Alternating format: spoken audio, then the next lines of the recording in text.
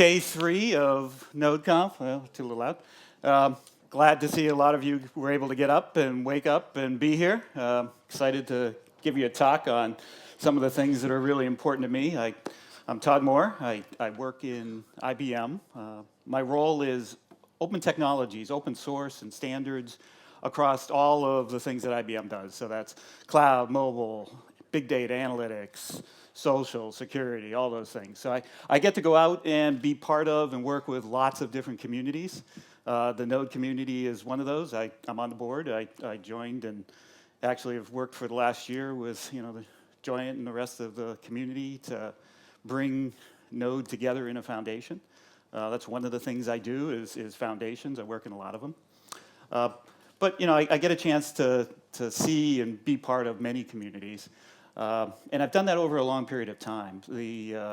My first taste of open source was actually sitting on the first phone calls with Linus Torvald, talking to him about what was going on in Linux, talking to him about how it was being done in open source, and trying to figure out how IBM could participate in that, and what would it mean for us. And then, I caught the fever there, and then started working inside to, be, one of the proponents of open source, as well as, we should work with Linux and do great things. So, and I've done that with other projects. I've worked with Eclipse and Apache projects and OpenStack. I helped write the bylaws and put that together, stand it up, and Cloud Foundry and things that we're doing with the Open Container Initiative, Cloud Native Computing Foundation, other things. So I got a history in it, and I've learned some things over the years, and I want to try to share some of those as to how I see, communities come together, what's good, what's bad, what you should look for.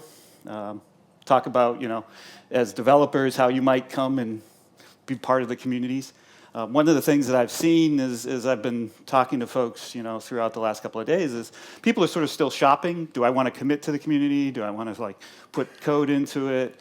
Well, I think Node's a great community. Hopefully you guys see that there's some centers of gravity here and a stickiness that you want to come and join, and we'll talk about that. So I think that'd be fun. Did anybody else go to do falconry yesterday or the day before? Yeah. Wasn't that great, I stood there, I got my arms up in the air, I let that bird fly out at me at 40 miles an hour at my forehead, the talons are out, and I'm thinking, gee, I really wanted to go and climb a castle wall or fall off the island instead because this was scary.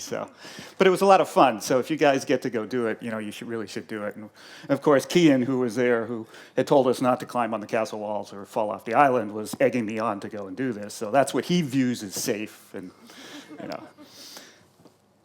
So, quick shout out to all of our technical leaders who are here. There's been lots of folks typing in the background, doing test cases, trying to make things work. Node 4.0 is stable, it's out there. Great release, applause for the guys. Thank you. Excellent.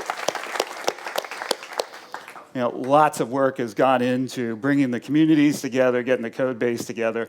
And of course, it's 4.0, which means it must be enterprise ready, right? The new naming system fixes it for everybody. You can come and join it.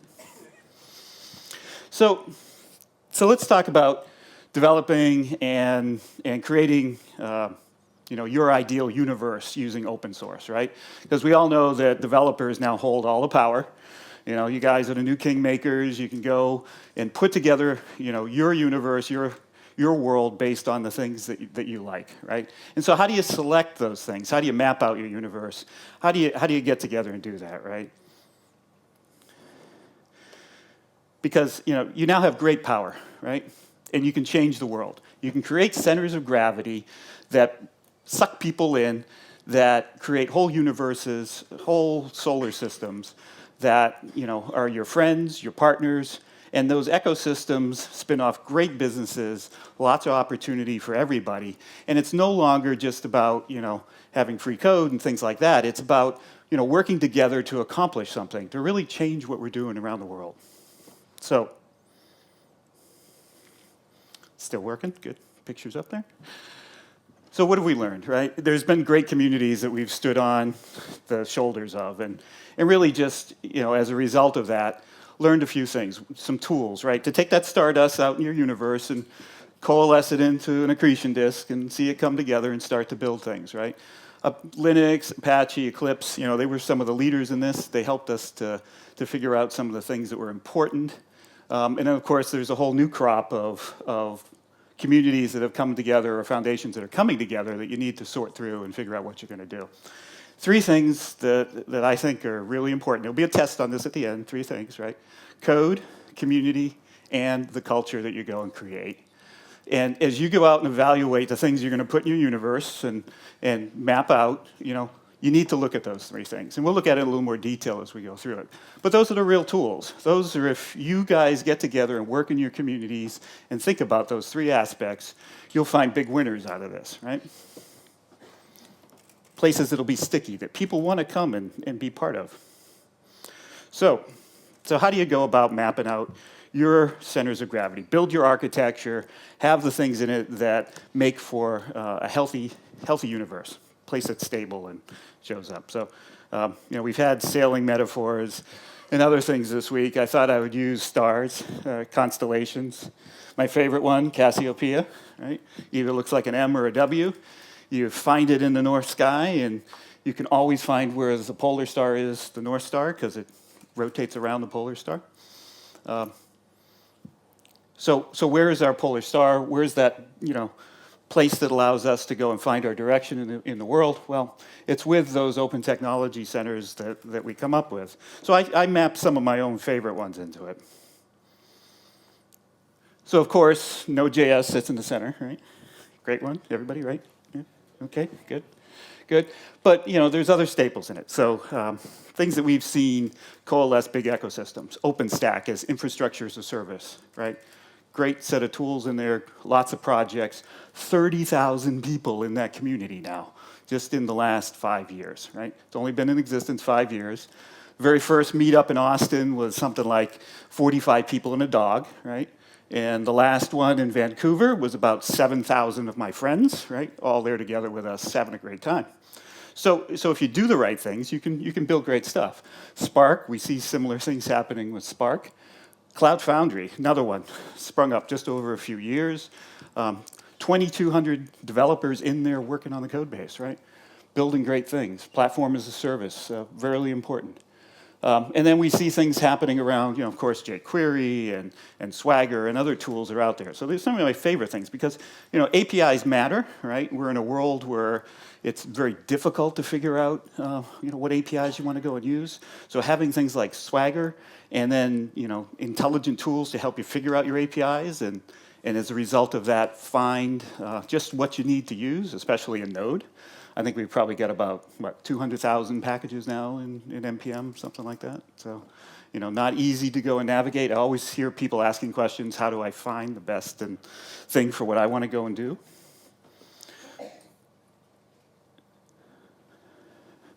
So, we see Node extending its gravity, right? Just getting us together as a foundation, going and building the things that we've now gone and done, right? We've got 4.0.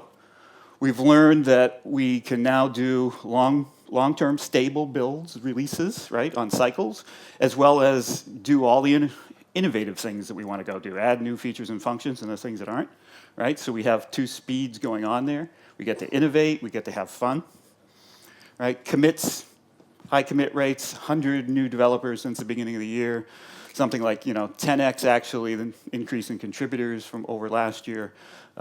3 times reduction in the open pull requests that are sitting there. Right, these are the things that happen as the community has now come together and is working as a team to start moving things forward. So, hats off to you guys. I think, it's just been a great thing to see the community come back together and do these things. And of course, IBM's there, right? We really believe in Node.js. And people ask me, so what is it you're doing with it? Well, so we have things like our Bluemix product that Node is actually, in there as one of the most popular services on. We use it ourselves internally all over the place. Our clients are using it.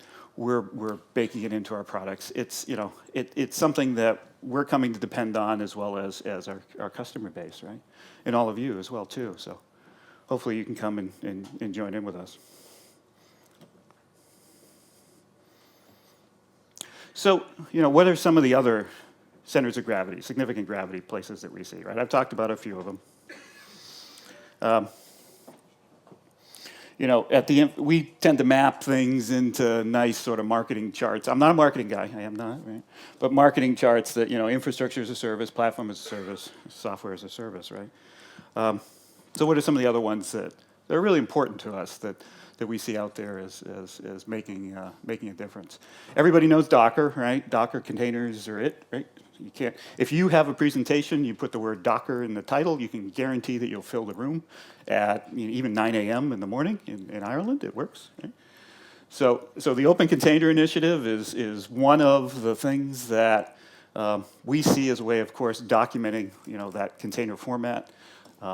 Getting libcontainer out there as part of runC, making that sort of the stable base for containers. That's, we think, very important. The Docker community, of course, saw that as well too.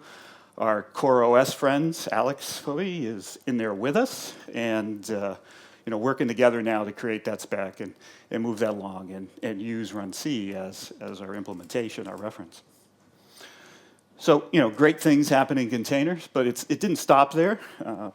The Cloud Native Computing Foundation is getting going. We're creating now the place where we'll figure out how all the runtimes will come off and use these containers and manage them and make use of them. So whether it's Mesos or Kubernetes or Cloud Foundry or Docker, or pick your favorite one, they've all joined, right? It was really cool to see. We launched this back at OSCON. First time that I've ever seen like 18 companies and projects instantly come together wanting to go do something together. Because we want containers to be everywhere, and we want them to be done consistently and managed consistently and put out there, right? So, there's a project to pay attention to be part of, to go and engage in. Spark, I'll talk more about Spark later. Of course, JSON, Swagger, things that we're seeing with Loopback, with Strong Loop guys, done a nice job. And, to us, having JavaScript everywhere should be a goal. And jQuery, React, Angular, all the other pretty shiny things are there, and we need to pay attention to them and have that as part of your application layer. So back to the code, community, and culture, right? What do you do in your enterprise? How do you now make use of these ideas and go beyond just what we've seen in the open source projects? So in the code world, right? When groups come together and they come to significant projects, things can happen pretty quickly, right? OpenStack has now grown to 2.5 million lines of code, 3,600 developers working on it. We'll put out 32,000 builds in a month. Every commit gets its own build. We've got a fantastic infrastructure that actually uses OpenStack itself to go and deploy and build things that it's doing. And with that, we're able to grow in turn and add projects and move that along very, very quickly, right? So getting involved in projects like this, if you're out shopping, you still want to be part of one, there's another great one to think about. Cloud Foundry sprung up to 3.2 million lines of code in even less time than OpenStack. The Cloud Foundry code has become the heart of our Bluemix products and other companies' products as well too. Great base, gets you, with CF push, just wonderful things that you can go out and do with that. I'm sure folks have gone and heard about it, looked at it. 2,200 plus contributors now off in the foundation, working, making contributions to it. Docker, okay? Docker containers everywhere, don't have to say anymore, right? We're in there very, very much so. Node.js, we're seeing that hockey stick really start to happen now on the downloads that are especially coming out of NPM. Last month was 2.1 billion downloads packages. That's pretty impressive, right? And it's not nights and weekends, right? It's happening during business hours, right? So that people are using it with their real jobs at work, right? So that's cool. So, the first thing I find when I go and I talk to CIO or CTO kind of guys in companies these days is, the CIO will be sitting there talking about, well, gee, maybe we should use Node, yeah, we haven't quite, figured it out, and the guys are beside him kind of going like this. They're going, well, actually, we already are. And, they kind of discover through those meetings that, gee, it's really in there. It's in production. They're using it all over the place. But it's not on the blessed list of languages yet. So it's OK. And of course, one of the things that excites us is machine learning, right? Spark is where it's going to be at. I think great things are going to happen there. We're actually taking the work that we've done in SystemML, and we're going to put that out into the open and do all of that out in the open as development. So if you want to come join, you can come to DeveloperWorks Open and actually join in the process and become part of the project. We've pledged 3,500 developers and researchers into that to go off and help, and as well as train 1 million plus scientists and engineers in Spark, because this is cool stuff. And computational statistics, maybe not everybody's ball cup of tea, but I guess we're in the UK, cup of tea is okay. But there's some really cool stuff that's going to happen there. Why is all this important? Because as we go out and we do meetups and conferences and things like this, it's really clear that you guys influence each other now, right? You come, you want to talk about a technology. You're the decision makers oftentimes at your companies, right? You're in there, you're trying to figure out what it is. Well, when you come together and you learn from each other and you're part of this community, you go back with that sense that I'm doing something right and I can go and make progress with it. And there's going to be people who are going to help me along the way to go and do that. Because the new model is really flipped on its head. It's not the CIO who's making the decisions. It's the guys down below. And they're getting together, and they're figuring it out, and they're coming together around these open technologies. So it's really cool. Big change. Nice renaissance. So community. What do we learn in community? Really important things. Open, transparent, meritocracy.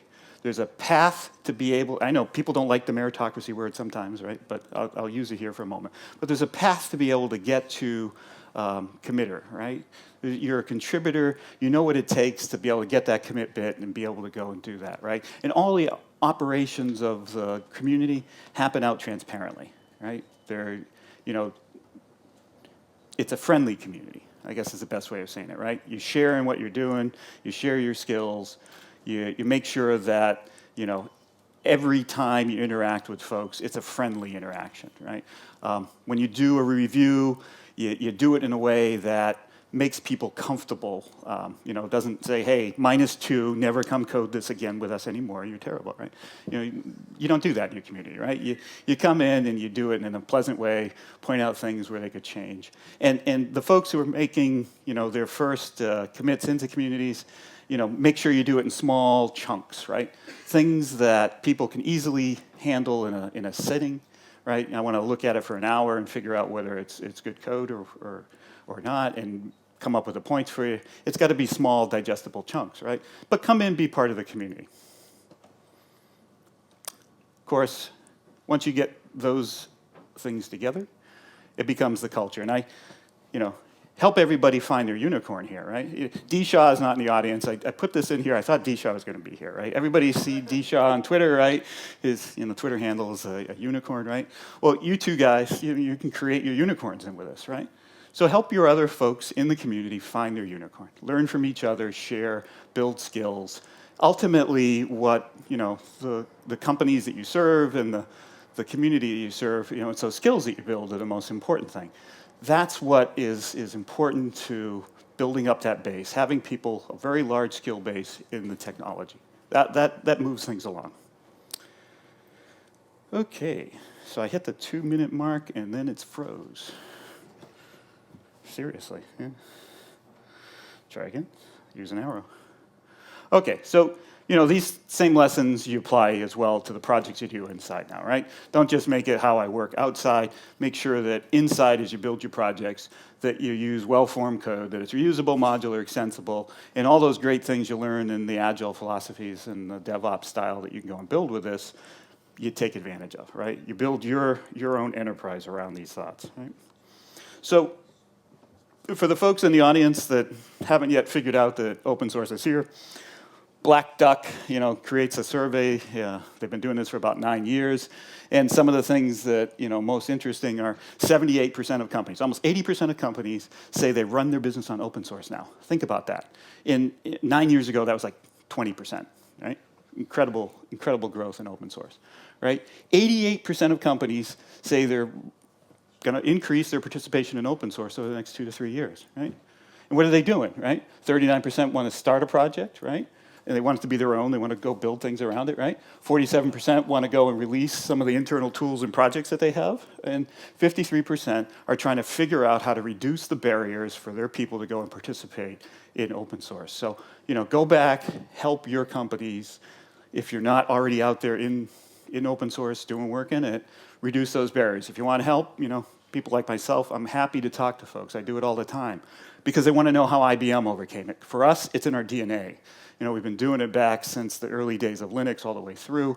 We've got 68,000 people out of 400,000 who are open source participants.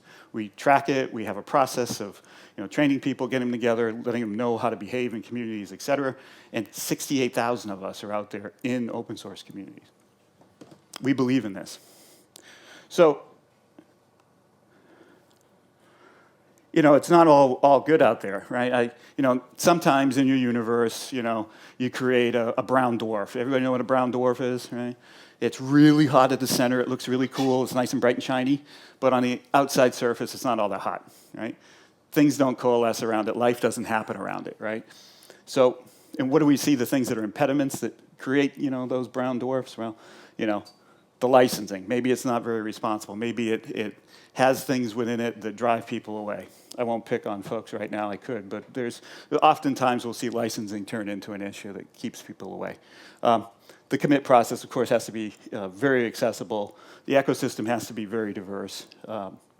You have to be able to have merit allow you to have, your say, become a committer, get that commit bit, and you have to do it all out in the open and transparent governance. So learn those steps. Pay attention to them. When you're evaluating the communities that you want to participate in, think about that as you do it. So, you've got great responsibility. Use it well. If you're not out in an open source community, come out, be part of the culture, be an artist, flex your muscles, come out and be part of the future. And have fun, right? Play, right?